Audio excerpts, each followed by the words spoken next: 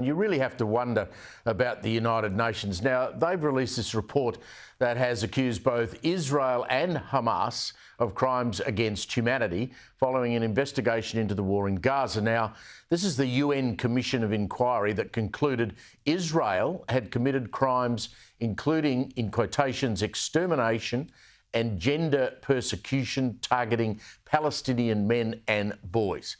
Well, not surprisingly, Israel has firmly rejected those findings and has accused the Commission of systemic anti-Israeli discrimination. Joining me now to discuss this and other matters about Gaza is the Executive Council of Australian Jewry co-CEO Alex Rivchin. Good to see you again, Alex.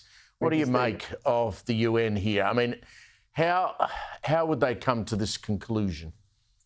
You know, Steve, it reminds me of this old Jewish expression that the anti-Semite doesn't accuse the Jew of stealing because he actually thinks he stole something. He just enjoys watching the Jew turn his pockets out to prove his innocence. And there's really an element of that here. You know, for the last 8 months since October 7, Israel and the local Jewish community has been accused of everything under the sun. And there comes a point at which you stop turning your pockets out and stop pleading for acceptance and to be believed. I mean, these latest accusations are scandalous. As you said, they equate Hamas's crimes with Israel's legitimate war of self-defense to root out a terror force and rescue its hostages. And unless the UN is going to actually step up and do something and dismantle Hamas and liberate the hostages, I think they should sit this one out.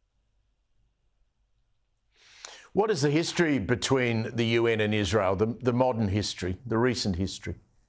Well, we can go back even to 1975 when the General Assembly of the UN passed a resolution that defined Zionism, which is the Jewish national movement that led to the creation of the State of Israel, as a form of racism.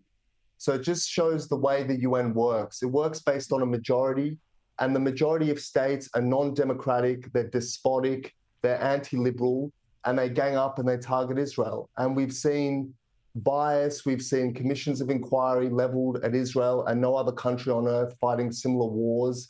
There's an inherent bias which is revealed throughout UNESCO, UNRWA, the Human Rights Commission. Every UN body has been compromised. But unfortunately, the UN still carries this moral weight where people believe that what it says has some sort of validity or neutrality.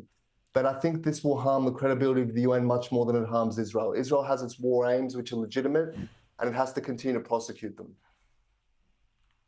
And the other problem here, Alex, of course, is we can bring this back home to Australia. We've seen our streets used for, ever since October 7 as places for pro-Palestinian protests. When the UN comes out with a report like this just gives more oxygen to those people who hate Israel, who are anti-Semitic and who have been marching up and down the streets with Palestinian flags. It just gives them more oxygen, doesn't it?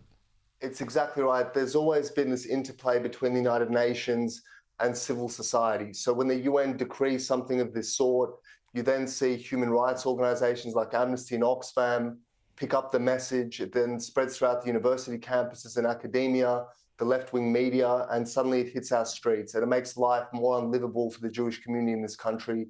It leads to more division, more false accusations, and more hatred. So it needs to be called out, and it needs to stop at the beginning of the process. You know, we need our government to denounce this, to stand with Israel, which it's been kind of shaky in doing so from the very beginning. But the more this begins to filter down to civil society, the more harmful it will get to our social cohesion. Yeah, I'll be very interested to see what our federal government says about it. Let's talk about the ceasefire proposal. Hamas has again added new demands to the proposal that had been backed by the United States, had been backed by Israel to declare, a permanent ceasefire before some of the hostages were going to be released. Now, the US Secretary of State Antony Blinken, who's currently in the Middle East promoting this plan, he says some of the new demands are unworkable. Let's take something out of this. Here's Antony Blinken. Hamas could have answered with a single word: yes. Instead, Hamas waited nearly 2 weeks and then proposed more changes, a number of which go beyond positions it had previously taken and accepted. Alex, you take some heart out of that. I mean, the Americans standing strong, saying and really giving it to Hamas in that media conference there. Look, I do, and I hope the world sits up and listens to this, but this is an extraordinary situation. You have Hamas's supporters in the West basically chanting for a ceasefire, accusing Israel of a genocide, whereas the Palestinians in Gaza themselves think that things are going fine. They're quibbling over the details of this agreement. And if the US is to be understood at face value in what they're saying, it doesn't look like Hamas has any actual interest in arriving at a conclusion here. You know, Sinwar has just said via his intermediaries outside Gaza that they have the Israelis right where they want them. Not militarily. Militarily, they're getting battered. But the long-term strategy of Hamas is to bring about Israel's international isolation. So the more that you have Western countries calling for the recognition of Palestine, the more you have them heaping pressure on Israel for international forums, it plays directly into Hamas's strategy and it perpetuates this war. It keeps it going. So the international community is really culpable. Had they stood by Israel from the beginning and said they support Israel's legitimate war aims, the rescue of the hostages, the collapse of Hamas, that Hamas has no future in Gaza, we wouldn't be in this position.